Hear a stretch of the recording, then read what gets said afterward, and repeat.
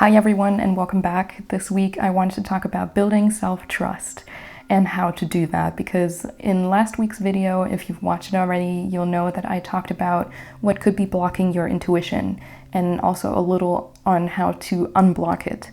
And one of the things that I mentioned was that building self-trust will be crucial on your journey to making your intuition louder and to actually also following it when you do receive your internal guidance hits, essentially. But self-trust is also something that you just need in general in life to kind of get through it in a healthier way, with more quality of life, essentially, and better relationships and a better relationship to yourself. So this is going to be a huge list of tips. If you want to get a written bullet point list of what I'm going to say, you can head down to the description box and you will find my blog post for this video. I would listen to my explanation of it because I will only leave like the titles of each tip in the blog post, but then you can have that blog post to kind of remind yourself of the tips or copy and paste it into your own notes, if you so will. So I think the very first thing I will have to talk about when it comes to building self-trust is to keep the promises you make to yourself and also to others. Keeping promises to others, I think, is quite clear, but keeping promises to yourself is also incredibly important because it teaches your body that you are someone to be trusted and someone that is safe. And it teaches your inner parts and inner children, if that is something you work with, to also trust yourself. So if you made a promise to yourself to, meditate once a week, then please also hold yourself to that standard and keep that promise. However, if you find yourself not being able to keep promises to yourself or to others, the very most important promise you can make to yourself and also to others, I think, is to be compassionate always. And that promise should come above all other promises. So have compassion for yourself when it doesn't work out, but do make it a priority to keep your promises to yourself and to other people. To kind of link to this, a second tip that I can give is to act in accordance with your values. For that, you would obviously have to know what your values are. So this is something that you can spend some time on. There are lists online of like the top 100 values or something like that. You can just Google this, or examples of values.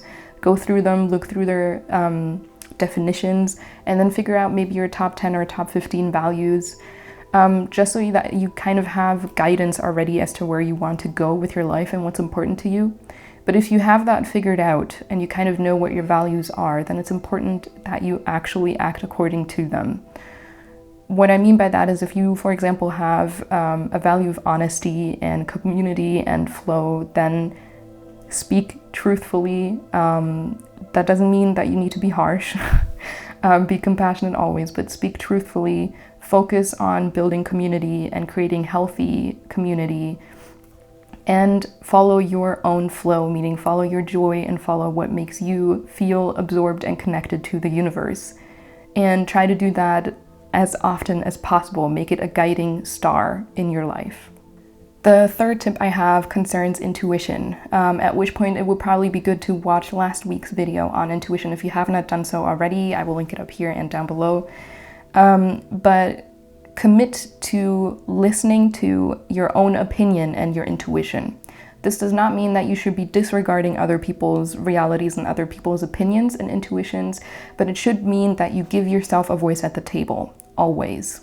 Your voice should be a priority. Your opinions and your intuition should be a priority in your decisions always. Never disregard others, because there's a lot to learn from everyone, but you should have a voice and it should be a priority. If listening to your intuition and your opinions is incredibly hard for you, don't start with huge decisions. Start with really small things and make everything a choice. So when you, for example, go to pick out a pasta type at the grocery store, this is going to sound really stupid, but it does really help. Just look at two types that you're interested in and really take deep breaths, get into your body, and then ask yourself, this pasta or this pasta, and let your body decide. And if you start making really small decisions like that all the time, like this pencil or that pencil, this book or that book, staying home or going out, if you start listening to your body all the time, you're going to train yourself to respond with your intuition immediately when you have to make a choice. or when you need to redirect in your life. And this is going to help you build the muscle, essentially, and help you also make it a habit to check in with yourself before you make a decision, check in with yourself before you choose a path. And so that's going to build this muscle until you can use it for bigger decisions as well. The fourth tip I have is to commit to your own well-being. What I mean by that is that your well-being, again, should be a huge priority for you, and you should adapt your routines and your life so that your well-being is a focus. I know that that's not always possible, but as much as is possible. And committing to your own well-being also means that sometimes you will have to do uncomfortable things that you know are good for you, that you don't necessarily feel like doing all the time. Like, for example, meditation or drinking enough water is something, or working out is something that can feel kind of complicated to start, or you might not want to do it every week. But after you've done it, you know you'll feel good. And so that's where like a little bit of resistance can come in, and we can work with that resistance instead of bulldozing it. But we should try to commit to our own well-being and do the things we know are good for us, even if they are a bit uncomfortable. Which is also something to kind of note, that your intuition does not necessarily always lead you to joy and comfortable things and so forth. Listening to your inner voice also sometimes means committing to something that's uncomfortable because it's good for you and your growth. It's not always going to feel amazing. Another tip I have is quite a small one, but I think it's one that can be easily done, which is to have a monthly list of accomplishments or things that you are proud of that you've done for yourself or for others. And these can be very small things or very big things. And you can just keep a gratitude list to yourself and a list of your accomplishments that you've done, and update it monthly. And look back at it every once in a while, like quarterly or every half year at the end of the year. Just because I think sometimes we forget how much we're already doing for ourselves and for other people, and to remind ourselves of that can show us, oh hey, maybe I am someone that is to be trusted, maybe I am doing good for myself and for others, maybe I can be a safe place for myself and for others. So maybe just keep track of those things. If you want to find out more about how I do this list, you can also watch a video which I did at the beginning of this year, and I will link it up here. And the last and most important tip, in my opinion, is to no longer abandon yourself. Learning self-trust essentially means no longer abandoning yourself so that you become a trustworthy person. No longer abandoning yourself means no longer ignoring your emotions and abandoning yourself when you feel very intense emotions, be that negative or positive ones. No longer abandoning yourself means not doing the opposite of what you want to do, or doing the opposite of what you feel. What I mean by that is, when does it feel like you're bulldozing yourself? When do you feel confused about your own actions? When do you do things that you openly and actively hate just because you feel like you have to do them, and they don't even make you feel good afterwards? You know what I mean? Like, when do you do things that are the exact opposite of what you're feeling?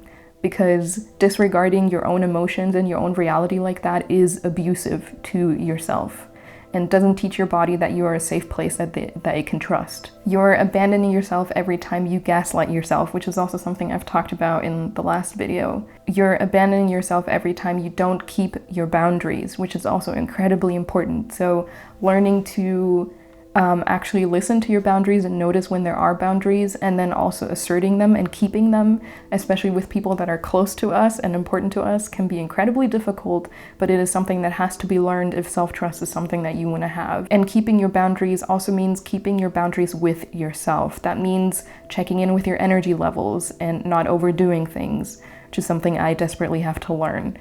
Checking in with your emotions and keeping your own emotional boundaries.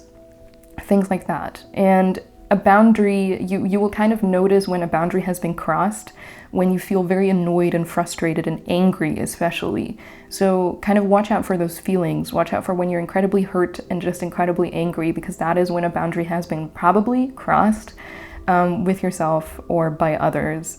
And try to keep those boundaries to teach yourself that you are trustworthy. Not abandoning yourself also looks like attuning to your own thoughts and emotions, meaning you become aware of them via meditation and journaling and yoga and whatnot you can think about, and then being strict about also listening to them. What I mean by that is, be compassionate with your thoughts and actually take care of them as you would little children. be careful with your emotions, listen to them, and then take care of them. I don't mean that you need to follow every single little thought you have or take it as absolute truth, and I don't mean that you need to follow every single one of your emotions, because they can just be triggered reactions or things that you don't actually want to follow or think. But I mean to say that you shouldn't ignore them and abandon them and just bulldoze them in favor of something else. Always pay attention to your inner life and take care of it as if it were an inner child. I think that's quite the good guiding rule, essentially. And the last thing about not abandoning yourself is embodiment and stillness practices. So what I mean by that is yoga or meditation, or walks in nature, barefoot, whatever you kind of understand under embodiment. It could be workouts. And stillness practices, like just sitting or lying down and meditating. Those are incredibly important because they help you stay in your body and become accustomed to being in your body, especially if you're the type of person that easily detaches from your body and kind of disembodies, especially when emotions get high. And learning to kind of be with yourself and be with your body in stillness and be there with compassion and acceptance no matter what comes up. That will be incredibly important because it's the exact opposite of abandoning yourself. It's unconditional presence with yourself, and that's a cornerstone of self-trust. And here are two things that are important to keep in mind. Self-trust is not knowing and still going ahead and following your feeling, trusting your feelings and going with it.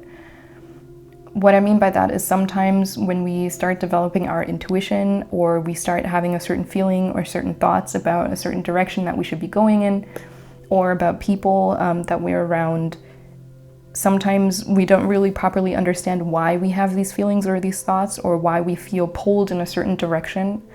But we don't need to know. We don't need to fully know. Self-trust is saying, I trust myself that this intuitive hit is where I need to go, and then doing it anyways and trusting yourself in that process. And so sometimes self-trust will be incredibly scary and it will be like fumbling around in a dark room, and that's normal and that's okay. And the second thing to keep in mind is that up until now you've survived everything, because you're here watching this video, and you came out more knowledgeable for it. Every experience contributed to the type of person that you are and to the wisdom that you have. And you can do it again, no matter what happens. I have absolute faith and trust in every single one of you to be able to come out of it again, better and wiser and more emotionally attuned. You've always survived everything and you can do it again, and that is something that you can trust yourself in slowly, and slowly. And that's also why I was talking about this list of accomplishments. Because coming out of dark spots and surviving certain relationships and surviving certain circumstances and situations, that's also an accomplishment that you can always write down on your lists, just to remind yourself that you are incredibly strong, even if it doesn't always feel like that. It doesn't need to always feel like that, but that is what you are.